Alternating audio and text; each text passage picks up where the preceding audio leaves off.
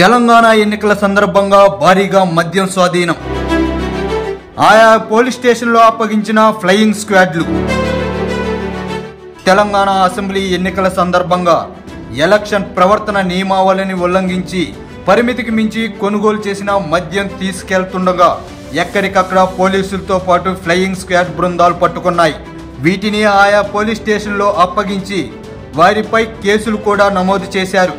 అయితే స్వాధీనం చేసుకున్న మద్యం సీసాలతో పోలీస్ స్టేషన్లో గదులు నిండిపోయాయి.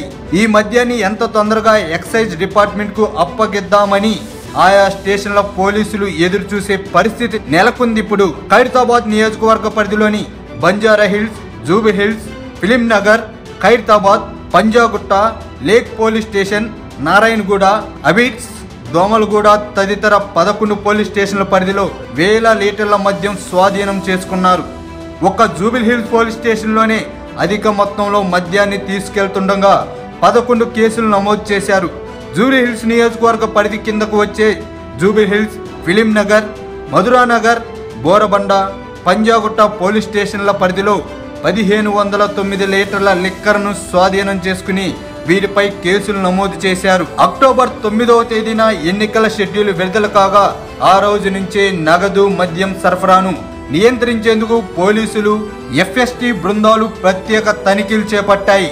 తనిఖీల్లో పెద్ద ఎత్తున మద్యం పట్టుబడింది.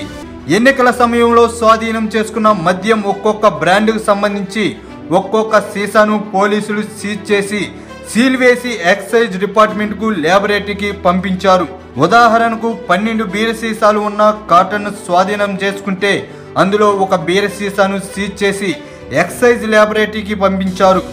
మిగతా మద్యం అంతా గదుల్లో భద్రపరిచారు.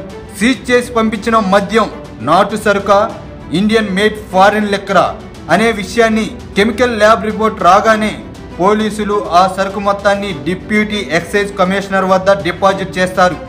డీసీ ఇచ్చిన రసీదును జత చేసి ఛార్జ్ షీట్ దాఖలు చేస్తారు. ప్రభుత్వం మారిన ఎఫెక్టో ఏమో ప్రస్తుతం ఈ ప్రక్రియ అంతా పెండింగ్లోనే ఉందంట.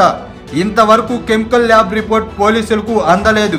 కనీసం పంపించిన నమూనాలు కూడా కెమికల్ ల్యాబ్లో ఇంకా పరిశీలించలేదని తెలుస్తుంది. ఈ రిపోర్ట్ వచ్చేదాకా పోలీసులు స్వాధీనం చేసుకున్న మద్యాన్ని భద్రంగా కాపాడుకోవాల్సి ఉంటుంది. స్వాధీనం చేసుకున్న మద్యం సీసాల్లో ఒకటి మిస్ అయినా సంబంధిత దర్యాప్తు అధికారిపై చర్యలు తీసుకుంటారు. దీంతో ఠాణాల్లో పేరుకుపోయిన మద్యం సీసాలను కాపాడుకోవడానికి దర్యాప్తు అధికారులు పడుతున్న పాట్లు వర్ణాతీతంగా ఉన్నాయంటున్నారు.